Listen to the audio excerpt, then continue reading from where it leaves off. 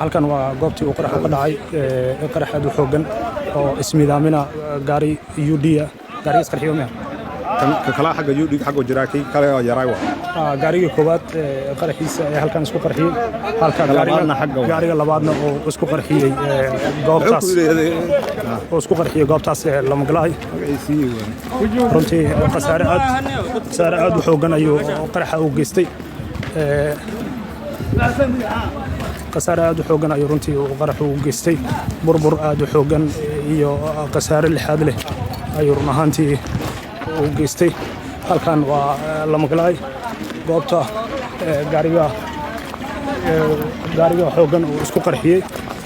dhismayaashaas burburay waa xaruntii madaxtooyada xarumihii maamulka waa in xaruntaas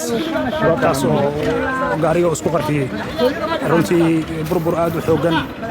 iyo qasaare aad u xoogan oo dhimasho iyo dhaawac ayuu runtii qaraxu u geystay ilaa haddana lama oga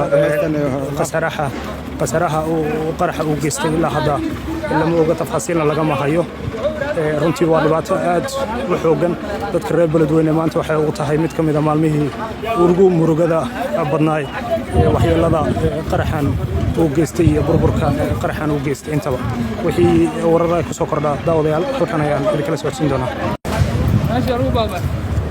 daawadayaal halkan waa goobtii ay wax ka dhaceen gaariga oo isku qarxiyey waa afafkii xarunta lama galaay oo ka dhacay qarax aad u xoogan halkaas ayuu gaariga isku qarxiyey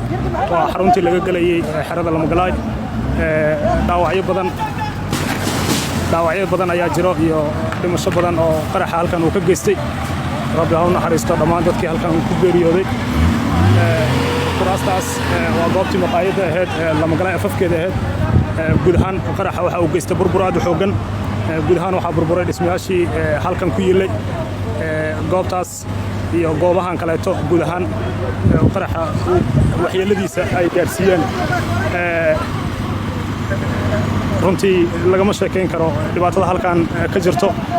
waxaa jiro meydad laga soo bixinayo goobtan oo halkan ku geeriyooday inna lillaah wa inna ilayhi raajicuun qarax meeshaan oo ka dhacay baabuurro waa malayna qarax laba qarax aan qiyaasaya oo madaxweynaha waay ilaa bannaanka muuqdo ujeedaa cajiib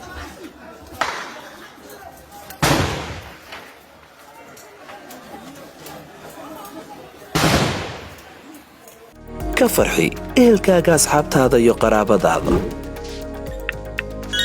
oo la soo deg abka dahabshiil si aad si fudud lacag ugu dirto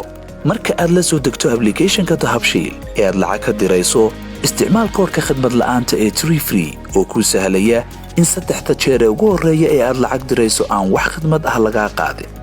dahabshiil hawl fudaydiyahaaga maaliyadeed